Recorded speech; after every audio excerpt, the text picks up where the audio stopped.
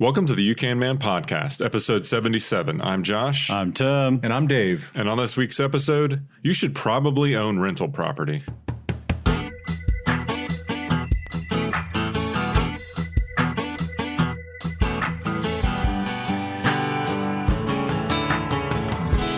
All right, guys, welcome back to the You Can Man podcast, where we believe what one man can do, you can do as well, with a little help from your friends and the proper know-how.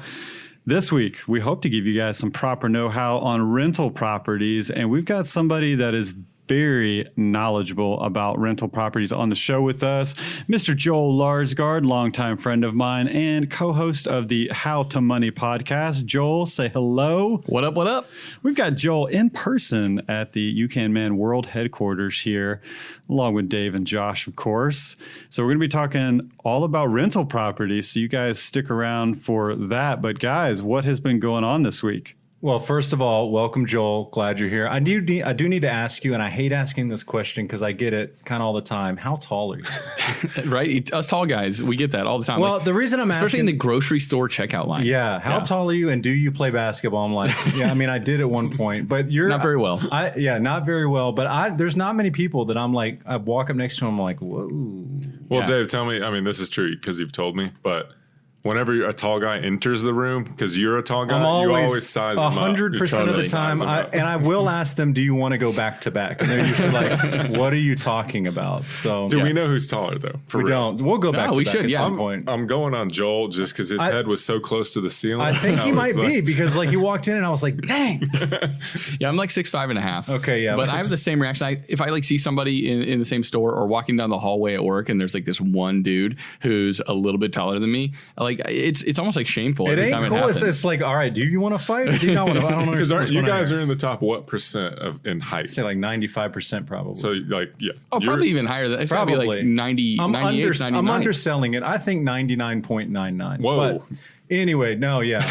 So yeah, I'm 6'4", so I think Joel's got me. But all right, so for this week, Tim, I got to tell you, you're going to be excited and happy and proud of me. Okay. Because I did something I thought I would never do. This better be good. It's got to be really good for me to be like proud of you, Dave. Today, I willfully walked in to Harbor Freight. Ooh, And I walked out with product. milestone. Yeah. Now, hold on now. Did you go with the coupon? I didn't go out. Oh my gosh. I should have called you first. Rookie That's- move. It was a Shameful rookie right there. move. Did you walk out with a free flashlight? I didn't walk out with a free Tim flashlight. is not proud of you. Oh my gosh. Yeah, Tim will take everything you can from those guys. But I mean, how can you call yourself a You Can Man? well, host? they did ask me. They were like, "Do you get our flyer?" And I was like, "Yes, I do," but I don't because I don't. I was like, "I don't want to get the flyer." But you were like, I do know Tim Harmon. They were So like, does "Oh, that- Tim, tell him hello." No, so I needed a floor jack because I have a floor jack, but I think my kid took the lever because everything's a sword, right? Because he's 5 years old, and so that thing's missing. I don't know where it is. So Stuck I went. in the yard somewhere. I've been tired of borrowing your floor jack because I mean, like, revokes my man card every time I ask for And it. it's really heavy. It is really well. To the one today, I feel like was heavier. Like a guy held the door for me because I was like, Nice. So yeah. The one you had before, it was pretty puny. It was kind of weak. So yeah, 3-ton floor jack. I'm good to Oh, go. Nice. 3-ton. Yeah, Okay. Had to. Dave, Had I to do it. mean, you had a big weekend because just mere hours ago, the three of us were manhandling a lawnmower tire. Well, so that's why I went and bought the jack because I have to like jack up my 300-pound lawnmower, right? And so I was like, well, I'll get a Well, I need the 3-ton jack. Right, obviously. So yeah, I slashed the sidewall of my tire, my riding lawnmower.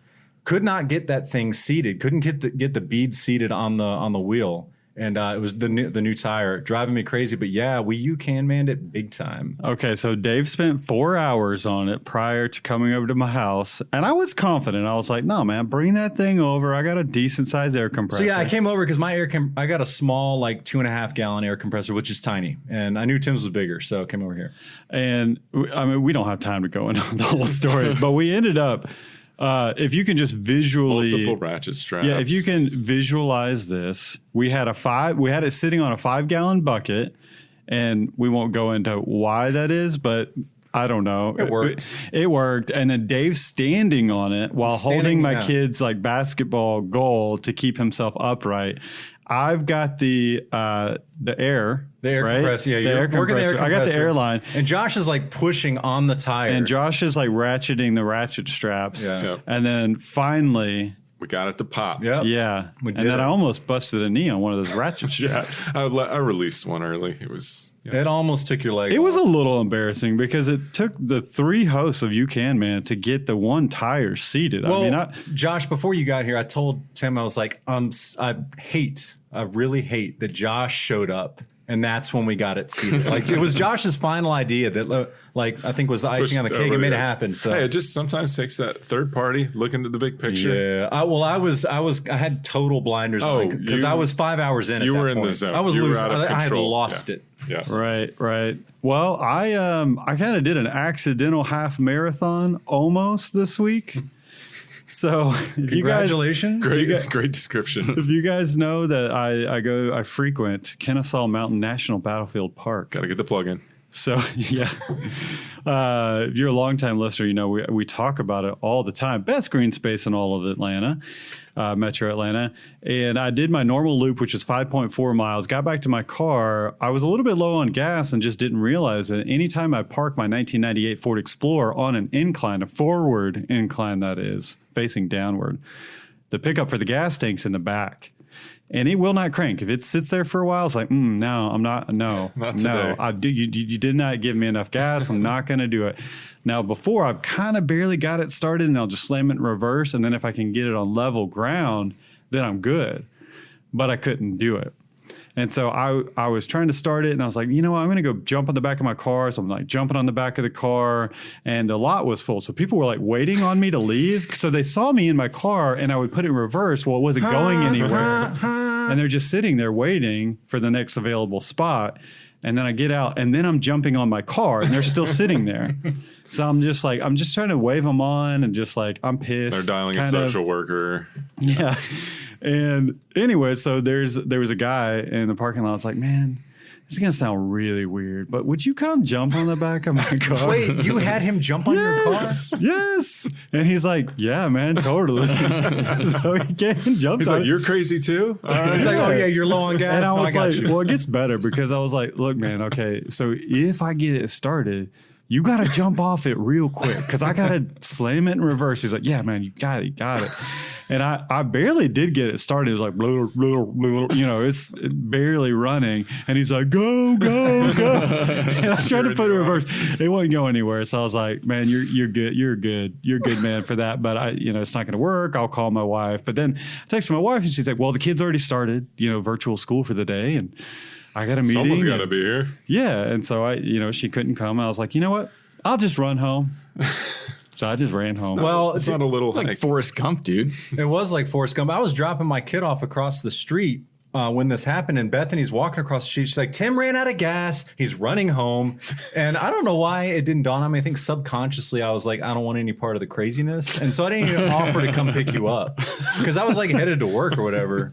But I had heard that you ran out of gas, and I empathized with you because I've run out of gas before twice, and it's the dumbest I've ever felt. But you didn't really technically run out, so. Yeah. I mean, I guess I did. In but- your car, you did.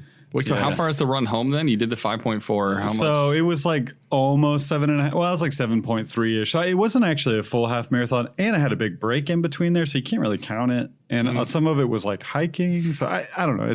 That's why I say an accidental almost half marathon. That's a good. It's a good, yeah. However, I do feel fairly confident that if I did a fairly flat, especially half got that. marathon, I think I got you that. could leg it out. You'd puke a couple times, but you'd be all right. Have you guys Yeah. seen the new Amazon Prime show? The Bear Grylls hosted like the world's craziest race or whatever. No. Dude, I've Interesting. heard about it, but I haven't seen it yet. it's awesome. Like it makes me want to go do something crazy like that. Is it staged like his other stuff, or All right.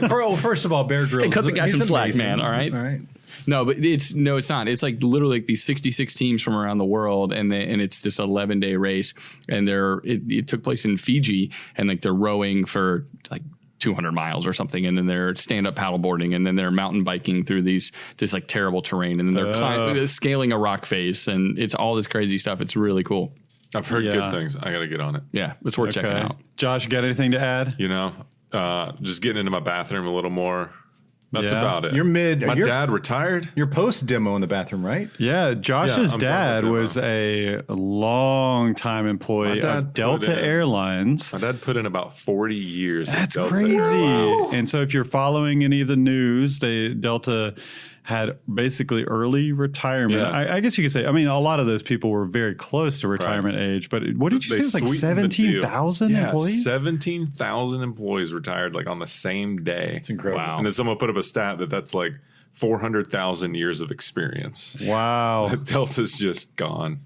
Yeah. one But day. they gave your dad a sweet enough deal. Sweet to- enough. Yeah. I mean, they've been offering him a package for probably like 5 to 7 of the past years, and it's just never quite there. So this was Okay. it. Congrats to him. 40 years. That's pretty Yeah. incredible. One company. One company. He graduated. That does not happen. Yeah, he started working as a co-op at Georgia Tech at Delta, and Wow. all the way Dang. through. Never worked for another company. All right. Congrats, Mike. That's right. Okay, let's get into the topic today. So, Joel, we first want to kind of give a background of you for our listeners. So, our listeners that maybe are not in the Atlanta area, you might still know this name, but Joel has been a producer on the Clark Howard show for years. How Yeah. long have you been doing? 14 years. 14 years. You're like Mike Matthews. I'm getting close. I'm getting 40. close, man. I'm waiting for that exit package, you know? That's crazy. So Clark is a consumer advocate, is what he calls himself. It's all about money and saving.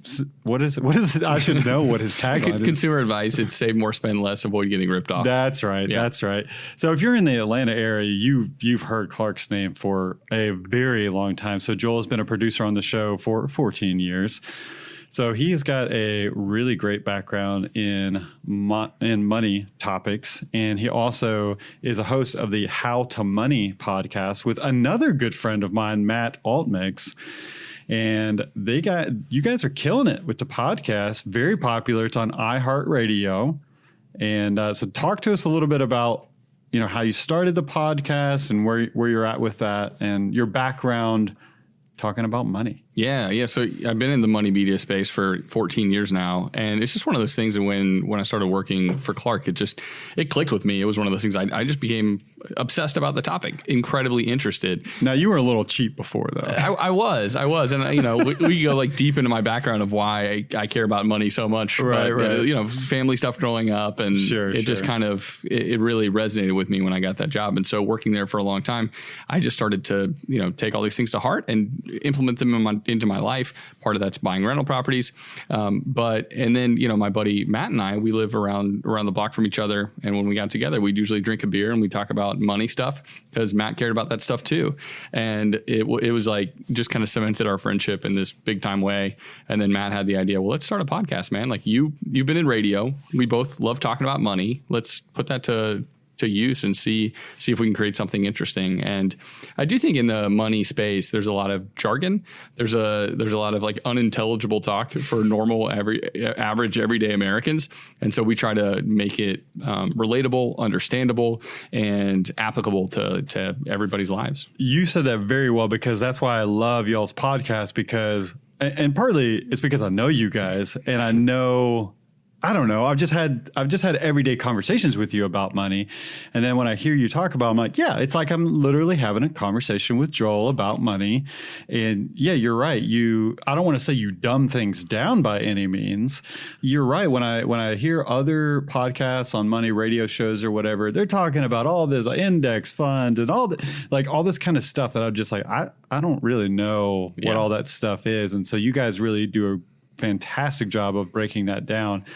And so if that interests you guys, you should definitely check out the How to Money podcast. Finish this podcast first, but right, jump over to that one. You can maybe add that into your mix, along with the You Can Man podcast. But no, How to Money podcast is amazing. But Joel has been a landlord for, probably 10, 12 years now? Yeah. It's been 2000. Well, it was 2011 when I first. So I ended up buying a home. My wife and I ended up living in it. Actually, before we got married, I rented out the spare room to a dude that I went to church with, and that was kind of my first foray into house hacking, which I love. I add that as a way for people to really massively inflate their income and completely change their savings trajectory. But then my wife and I lived in the house for about a year after we got married. And we just decided like this trajectory of let's try to buy a house every 2 years and let's rent out the one that we were living in before. And so we consciously tried to buy homes too that we thought would make good rentals. And they were all in this like really small geographic area near where we live in Atlanta. And that made them easy to manage, easy to check up on. And so, yeah, we've managed over the years. Now we've got 5, in the parlance of the industry, doors that I manage now. So with tenants. you have 4 properties, but 5 doors because one of them is a duplex. Yeah, exactly. You got in at an amazing time on your very first house. And I remember talking to you. You tried to dissuade me from buying the house, if I remember correctly. I mean, it was kind of a dump. I mean, and like, I was always that sounds like a good deal to an investor. Exactly. It did. The basement, you guys should have seen it. But it was a great investment. Obviously, I was proven wrong. I mean, it's still like, I don't know. But anyways, you double dipped on the incentives, the first time homebuyer incentives, or the tax break. I shouldn't even say tax breaks. It was the tax credits, right? Rebate. Yeah, the rebates, or what did Is that what they called it? What did they call it? Well, in 2009, it's like straight money. Yeah, in 2009, initially to try to revamp the housing market, there was a $7,500 credit that I think you had to pay it back over a certain number of years. Right, that sounds right. It was several years. 2009, that was true, because that's when my wife bought her first house. October of 2008, I'm sorry. Yeah, and then just after that, in 2009, like things were so dire, it became this straight up credit of up to $8,000, right, up to 10% of the purchase price or something. So I'm looking for the sweet spot. I'm like, all right, how can I find something that's in that $80,000 range where I get the full credit, but at the same time, like I'm getting a super deal. So yeah, that house cost $89,000, but with the credit, it was basically $81,000. Yes, and it was straight up. I mean, the check that I got from the government that year was pretty massive. Yeah, and those of you that are in the Atlanta area and know the area of Grant Park, that first house was in walking distance to Grant Park. Oh wow, that's incredible. And if you're not in Atlanta, that is one of the most desirable places, especially for the millennials, to get into. Well, for sure. And sometimes when you're buying a property, like there's a whole lot of luck involved, or there are a lot of things that you can know, but then there are also things that you can't know and intangibles. And so anybody that lives here in Atlanta knows that the Beltline is this huge thing connecting. But it's like a walking path and bike riding path that connects most of the in-town neighborhoods. And living close to that is like such a amazing thing. And houses that are going up near the Beltline now are going for just insane amounts of money. I had no idea that the Beltline, I mean, it was just kind of this Georgia Tech grad student. It was in his head. He'd written a paper about it, but nobody, had any plan to actually implement it at that point in time.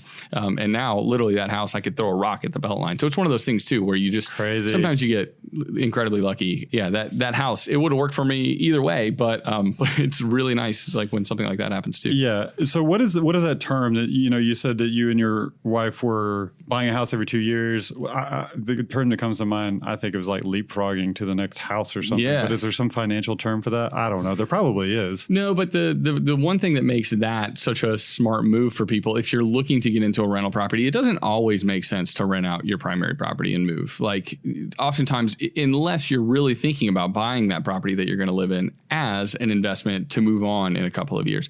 But if you do think about buying your property like that and you make sure that the numbers work for it as a rental property, because if you buy a $350,000 house, in all likelihood, that's not going to make a good rental property. The numbers just aren't going to work. You don't get enough of a return in rent on a property that costs that much. Yeah, so we could talk about the 1% rule. Right. So generally speaking, 1% of that purchase price you should be able to get in a monthly rent. So if you're buying a $150,000 house, you want to be able to get $1,500 a month in rent.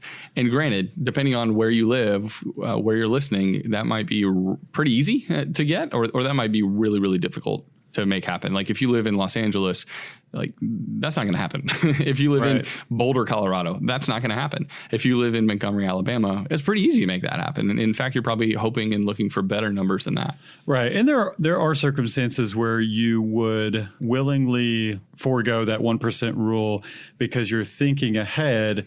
I know that I'm fairly confident in 5 years down the road that this property is going to maybe meet that 1% rule. And so there are circumstances where you might do that. In fact, I feel like I heard Matt, co-host of the How to Money show, talk about a property that he bought that didn't quite meet the 1% rule, Yeah. but he bought it anyways. Completely. Right. And I've done the same. And especially more recently, I think the numbers just came out where the average price of a home in the United States of America is over $300,000 now for the first time ever. Wow. So housing prices have gone up. Obviously, mortgage rates have gone down. So the affordability level has, it's still getting harder to own a home, I think, for a lot of people. But at the same time, the payments are more affordable when mortgage rates go down.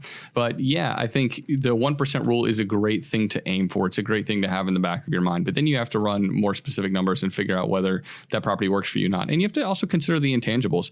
And when I bought the house that I bought, the only one that I've purchased that didn't meet the 1% rule immediately, there were a lot of intangibles that I liked about that neighborhood. I like that particular house was undervalued compared to the homes around it. I felt like there was a lot of upside for that neighborhood. There was a lot of transitional things happening in and around it that were making the neighborhood a much better place to live. And so, yeah, you have to take all those kind of things into consideration. And I like the idea of buying a home and expecting it to cash flow. That's if you buy a home and it meets the 1% rule, it's going to cash flow every month. You're going to make money on that. How tragic and terrible is it to have a job? Because landlording is a job where you don't make any money or you make negative money every month. Like that's a reason to avoid it altogether. Yeah, that goes into my next question is about, if we back up a step, we're talking about, doing the calculation on how, if the property can cash flow, but let's back up. And what do you recommend for somebody, from a lifestyle perspective of, maybe they've always wanted to get into this and now you're giving them these numbers and they're like, okay, that's really what matters. But where would you like someone to be financially in their big picture finances to be able to make that leap? Because I'm assuming when you buy an investment property, the down payments are higher, things like that. So what kind of financial condition do you like to see someone in? Yeah, so that's a great question. I think the one thing in that is, yes, if you're not buying it the way I was buying it, where I live in the house first, you have to have more money up front in order to get the best terms, typically 25% to put down on that home. And so that means a whole lot of saving. And so, yeah, you need to have solid financial footing yourself, which means that you have to have an emergency fund saved up in addition to the down payment that you're going to have on this home that you're buying.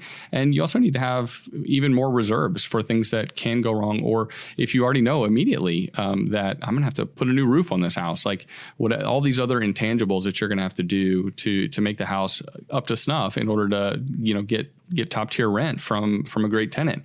But yeah, your personal finances, this is not something you just want to be like, oh, cool. Let's see it. I'm going to throw this against the wall and see if it sticks. I'm going to go look for houses this weekend. I think, too, the other thing is you have to have solid underlying financials, but you also have to spend a good bit of time scouring the market and getting to know a particular market incredibly well. And that's one thing some people just kind of skip, or maybe they're casting their net too wide and they're looking all over town or something like that. And I think if you can specialize in 2 or 3 neighborhoods where you live, and every house that goes on the market there and what it sells for, then you'll know, if you do that over 3, 4, 5 months, you'll know when a deal pops up and you'll know, wait a second, that house is undervalued. And if I put $10,000 into that house is worth $30,000 more than it was before. And that's actually, I think, the biggest way smart real estate investors can make money. Because if you're in the stock market, right, which is a great place to be too, I'm all about investing in the stock market, but it's much, much harder to find an undervalued company when you're talking about millions of investors across the country. But when you're talking about hyper local, it's so much easier for a house to be incredibly undervalued and for you to be able to score a deal because you're the one who's most in tune with that neighborhood and you've paid special attention. And then you can force appreciation into that property. Forced appreciation is just like this way to do the work yourself or to even hire the work out, but get that house undervalued, put the money in, and boom, you've got a great return on your investment, just a couple months into it. Yeah, to let our listeners know, so you heard Joel say, if you're not going to be like what he did and move into the house and make it your primary residence before and you live in it for a couple of years. So if you're just going to buy another house in addition to the house that you own, your terms on that new loan are going to be very different than your primary residence because it's going to be an income property, and mortgage companies look at those very differently. And that's why you have to have the 25% more or more down. And they're gonna want to you're gonna pay a higher rate. So like let's say you could get a primary home at a rate of 3% right now. It's probably gonna be more like 3.5% on a rental property. So those are the things that you have to factor in as well. And another thing too, we talked about having good financial standing, having enough money in the bank to make sure you can cover repairs, and also the emergency fund for yourself if something were to happen to your job. But at the same time, you also have to make sure you're tending to your credit score, because that's huge. That's how you get the best terms available, and you're shopping with multiple lenders in order to get the best deal on a mortgage. And some people, man, if you save a whole heck of a lot, the debt averse people can pay for a house in cash, and depending on the market that you live in, that can be a smart move too. So I'm curious, you said you had 5 doors, right? Do you manage all these properties yourself, or do you have like a property management company that takes care of that for you? Because I'm kind of a contrarian just by nature. I don't like that about myself, but I'm thinking, man, I don't want to be getting those calls at 4 a.m., that the water heater is out or whatever. Right. So I'm curious, do you do that on your own? I do all the managing myself. And I think for anybody who wants to get into, landlord real estate, who wants to be a mom and pop investor, I recommend everybody, you have to at least try it out. You have to do the managing for at least 3 to 6 months in order to kind of know what it entails. And you can't even interview a management company effectively unless you have managed a rental property. You don't know the questions to ask. And so, I say everyone needs to give it a go. And you don't have to be either, like, I'm not incredibly handy sitting here with you guys talking about, putting that tire on the, You've done a good bit of stuff, because I would have been drinking a beer watching you guys put the tire on the. So I wanted to talk about that too. So Dave's question plays right into that about, you manage these properties yourself. Yeah. And so you have done a lot of DIY projects at a lot of these houses. Now, granted, you lived in these houses, and so you did some of that stuff while you were living in it. But you've chosen to do some of these projects yourself instead of hiring it out. Yeah, for sure. And I'm doing less and less of that. And I'm thinking about actually at some point in the future not managing myself. But I've been managing these properties for about 9 years. And I think too, the 9 p.m. phone call about a water heater or a toilet overflowing or something like that I've never had that. And it's not to say that it's not possible to get that in the future, but part of the thing you have to do is set up systems for how people can get in touch with you. And I much prefer email, and email is a slower way. There's a slower response expected. I mean, I'm pretty up to speed on my emails, and if something comes in and it really needs to be attended to right away, I'm all about fixing it quickly. But I've never had an emergency where it was like, oh man, everything's like, there's a fire burning this place up and you got to get over here right now. And so I think that is overblown at times. And it's not that it's not, like, there's some times when I'm finding a new tenant, or, there's a, particular job that's taking a little more of my time over there, that it can be a little frustrating. And I'm like, man, I'm really earning my money this month. But there's a lot of months where you might not hear from a tenant at a property for 3, 4, 5 months. And you're like, all right, now this is where it's at. Well, I think you're particularly built for this sort of thing, and you thrive on it. But if you could kind of give our listeners an idea of the stress level that's involved in owning a rental. So let's maybe think back several years ago when maybe you just had the 1 or the 2. Like, what do you feel like is that stress level? I feel like you can take a lot more and you're probably more well suited for it. But maybe describe to us, is that something you're laying in bed thinking about, like, these people are about to move out in a month and a half and I got to find somebody new? Is that like mentally taxing on you? It can be. But I'll say, I think there's 2 things that are like preventative maintenance for that, essentially. One is to make sure that your house is in mostly good condition. I think that attracts good tenants, and it also means that, like, you're fixing things here and there, but it's not like the house is falling apart, right? Like, I don't want to rent out a home that I wouldn't live in. That's like one of my standards. It's like, would I live in this house? And like, granted, 36-year-old Joel probably with a wife and 3 kids wouldn't live in this duplex right now. But I totally would have lived in that when I was 28, 29, 30, right? And so that's one of my standards. And then the other thing is attracting good tenants and making sure that you are thoroughly vetting a tenant will save you 100 nightmares on the back end. And that's something that a lot of landlords don't do terribly well. They don't do their due diligence on the front end, and it costs them a lot on the back end. What is your best advice for finding tenants? Because we had a brief stint of a couple years of renting out a townhome that we owned, and we're blessed with, one of the tenants was related to us, so that was an easy, make sure that goes well.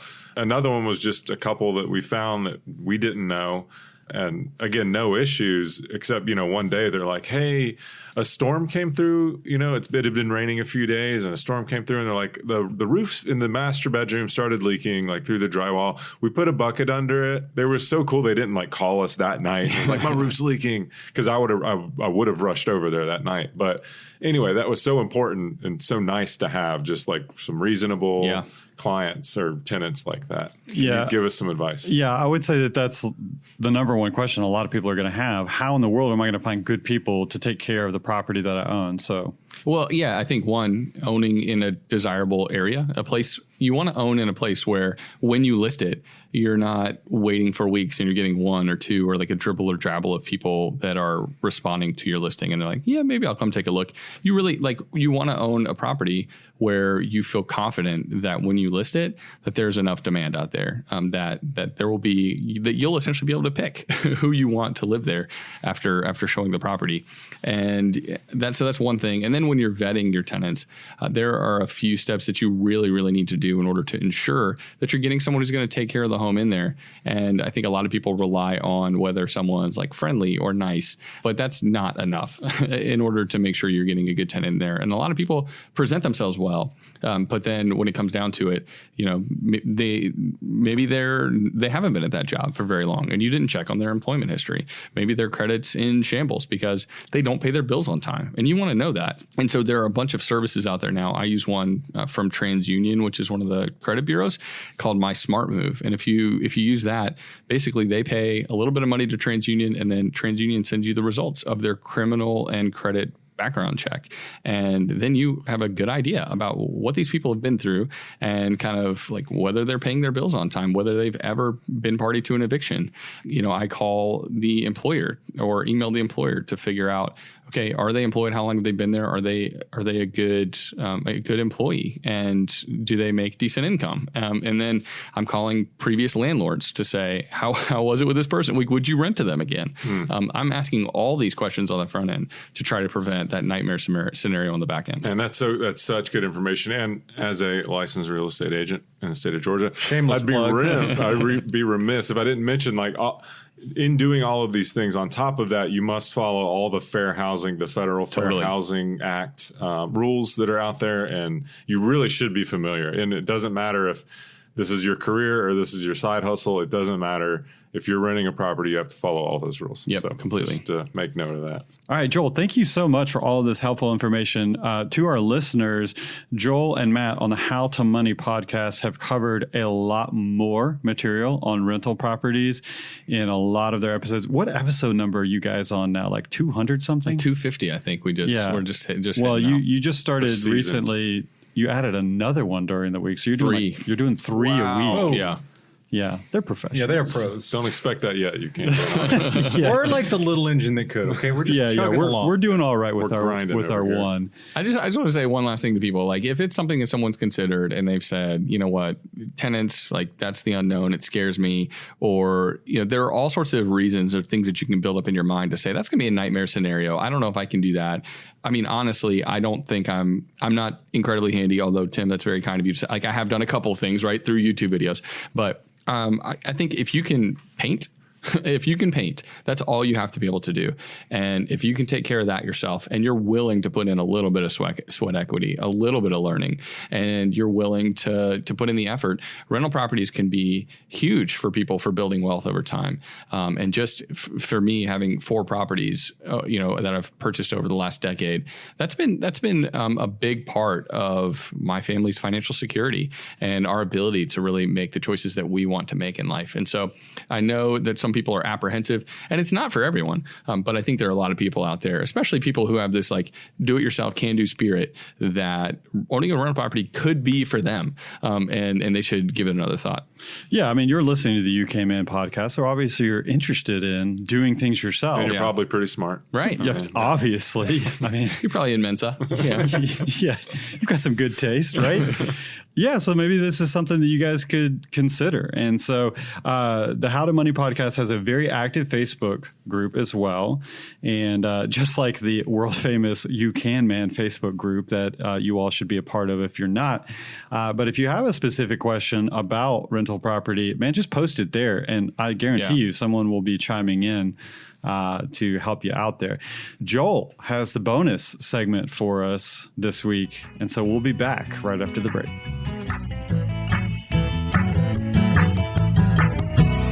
Community, craftsmanship, and adventure. Those three words can sum up one of our new show sponsors, Alpine Leather Co. They make handcrafted leather goods right here in the foothills of the North Georgia mountains. Now, you guys who are longtime listeners may have heard us talk about the term handcrafted and how it's just kind of tossed around by a lot of companies and doesn't really mean a whole lot. Not so with Alpine Leather Co. In fact, I've been to their shop and watched Nate, one of the owners, make something right in front of my eyes, handcrafted for sure. So if you like high quality, built to last leather goods, then go to their website and check out the amazing products that they're creating at alpineleather.co. And for being a You Can Man listener, we've even got a special promo code for you guys, which will give you 10% off at checkout. Just use the code, no spaces, You Can Man at checkout. And while you're at it, check out their Instagram at Alpine Leather Co.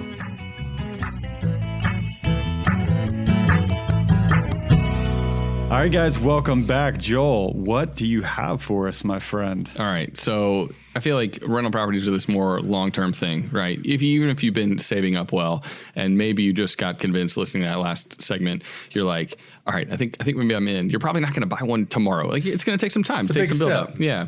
But you know, some of the things that we talk about on our show consistently are ways that people can save money immediately too. And maybe, you know, how you can save money quickly and basically the less you can spend, the more you can save, the more quickly you're going to have that down payment and you're going to have that rental property in hand, right? So let's talk about a few things maybe that people can do almost immediately in order to save more money this month. One, shop your cell phone bill. That's like easy pickings, man. So if you're paying like hundreds of dollars a month for a couple of lines, I was talking to my sister the other day and they're still paying like $140 for 2 lines. I'm like, nah, man, you didn't let her in on your plan, Joel? Dude, come on. You can lead a horse to water, Tim, but you can't make him drink. And so, yeah, there's a lot of places that you can go out there. If you're on Verizon and you love their service, some people specifically want Verizon service because it is the best. They have the best service nationwide. You can go with a company like Visible and you can get a plan for $25 a month if you have 4 people. And they have this great thing where you can like pair with random people, but you get separate bills still, and so you're able to keep it at $25 a month for that. It's like a hostel for cell phone. Exactly. And it's unlimited everything. Wow. If you want to save even more and you don't mind being on T-Mobile's towers, I have Mint Mobile, and it's great. And you can get, if you pay for a year at a time, you can essentially get service with 3 gigs of data a month, unlimited talk and text for $15 a month. Wow. So I don't mind prepaying if I'm going to get cell phone service that cheap. I just heard recently on one of your shows and you quoted what the average American uses in data. I don't know if you remember that exact thing. It's something in the 2 gig range. Like most people don't use much more than 2 gigs. And you know, you can look with your current cell provider and see what you've been using. And if you use more than 3, well then go with Mint's 8 gig plan or something like that. But almost nobody uses more than 8 gigs a month because most people, most of the time, you're either at your home or you're in your office, and now your office is your home. So like you're probably sitting at home all day and Definitely you're on not Wi-Fi. going out as much. Right. So you don't really need LTE or 5G data. Like it's a nice marketing gimmick, but most people don't need that very often. And it is right. It's nice to have data on the go, but most people just need, you know, a couple gigs and that'll suffice. $15. That's a strong number because I thought I was doing good. I switched to Cricket, which I've been very happy with, and cut my bill in half more than that. But it's $45. So $15, that's cheap. Yeah, it's pretty clutch. And Ryan Reynolds, he owns it, and they've just got reason enough for me, right? Quirky sense of humor. Like I don't know, I dig that too. So, and then all right, let's say this. That's a huge bill, by the way. I mean, completely going from hundreds into the $15, $25 range, massive. Right. And I think most people, they might be reticent because they think, well, am I going to get inferior service? Right. And it might still use your iPhone. Yeah, exactly. You can still have a great phone. And so, yeah, I highly recommend changing your cell phone provider soon. And it's pretty easy. Another thing you could do is change your bank. That's something, especially if people are with one of the bigger banks out there, they're in all likelihood paying some sort of monthly fee in order for the privilege of having that bank account. And at the same time, they're making 0.01% on their money. The saving account interest rates for the big banks are just nothing. And so I would suggest switching to an online bank. And there are a lot of good ones out there. There's like Discover, there's Ally, there's great banks out there where you're going to get extra perks. Like Discover, man, you get free checks. It's awesome. Like I never use checks anymore, but just having some checks in my drawer is like, I don't know, there's something that feels nice about that, even though I never write them. But yeah, so there's all sorts of ways that you can make more money on your savings and at the same time get better customer service and a better interface and all that kind of stuff. So I would highly suggest that too. I recently heard you guys talk about a multiplier that you can use, and you used the example of buying coffee drinks like every day or something like that. And it was if you multiply that you spend in 1 week by, I think it was like 173. Exactly. Was that right? That's it. Yeah. And then that represents what you could have earned in just a general return stock market. If you'd invested that money over 10 instead. Years. Exactly.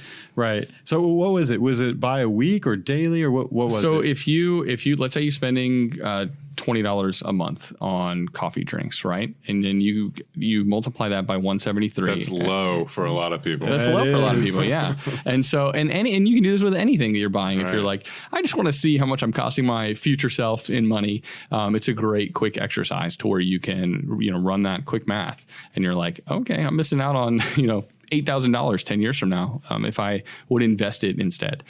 So what you're saying is, I have done this exercise where I went and looked at the bank account, and between my wife and I, there have been months where we've gone to Chick-fil-A more times than there are days in the month. Right. And so you're saying to back off of that. Yeah. That's, planning ahead, bringing your lunch to work, man, that's huge. And eating your leftovers, that kind of stuff. I would highly suggest that. I'm not against Chick-fil-A. I'm not anti-Chick-fil-A by any stretch of the imagination, but yeah.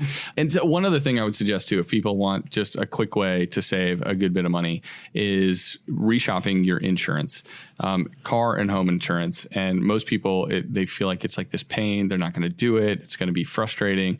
But especially right now, actually, insurance companies, they're making so much profit as we're driving less and there's less crime. And so they're doing great. But they haven't always, and some of the insurance companies did pass on some savings, a few months back in the beginning of the pandemic. But now's a great time to shop, and you might be able to get better service or similar service and save potentially $1,000 or more a year on your insurance costs. And you can also just raise your deductible if you've been saving good and you've got a lot of money in that emergency fund, and you've built up 3 months of savings or something like that. Raise your deductible, self-insure a little bit more so that you can save more money on that stuff, because your whole goal with that insurance is to not use it too. Yeah. And one thing too, as we close out, Joel and Matt on the How to Money podcast are all about, so one of their guilty pleasures, if they will, is beer. They really love beer. So, you hear them talk about saving all this money all the time, and you get, you might get the idea that they're cheap or something, but actually that's not really the case. We struggle with that though sometimes. I'm not going to lie. Occasionally we get cheap. Yeah, you do. However, you're kind of structuring your money to work for you to then enjoy those things that you really like. So oftentimes when you'll have guests on your show, you'll say, okay, Matt and I's thing is beer. That's what we kind of like to splurge on and we spend our money on. Then you'll ask your guests, what's their thing? What is your thing? And so, keep that in mind. It's not just all about being miserly and yeah, I totally encourage people to do that too. As this kind of overarching exercise when it comes to money, we call it the why behind your money. And if you can, with your partner or whether you live alone, whatever it is, if you can write down a list of 3 or 4 things, 5 things that matter, that move the needle the most for you as a family or for you as an individual, that can really help inform your spending. And maybe Chick-fil-A is that thing. Maybe that makes your top 5. Maybe that makes the cut. And then it's cool. It's it doesn't matter that I go there 5 or 6 days a week because I love it so much. I'm happy to spend my money there. And some people will find that a brand new car every 2 or 3 years, that's on that list. That matters enough to them. They're in their car enough. But I think for a lot of us, I'm willing to make a ton of sacrifices in these other areas, but I don't scrimp on beer. I don't scrimp on folk art. I like this kind of like Yeah, you do. Nerdy. That's out of Yeah. left field for me. yeah, it's weird. I know that's but that's one of the things that makes my list. And so it's, and we like to take like random trips with just our family or with, my parents or with some friends. And it's like, we're not staying at like fancy resorts or anything like that, but we don't ever want to, if we want to go on vacation with somebody, we're going to make it happen. And so our money happily goes towards those things. But that also means that there are a lot of other places that our money doesn't go. We're driving a 2006 minivan. There are all sorts of other decisions that we've made in order to prioritize saving for the future and being able to just really, spend a lot on the things that actually do matter to us now. Yeah. So if you guys are interested to hear more about what Joel and Matt are doing with the How to Money podcast, definitely check out How to Money on Apple Podcasts or wherever you listen to podcasts. But Joel, man, thanks so much for being on the show this week. This was super interesting hearing about rental properties and all of your knowledge that you bring to the table with that. Guys, thanks so much once again for joining us on the UK Man podcast, and we will catch you guys next time.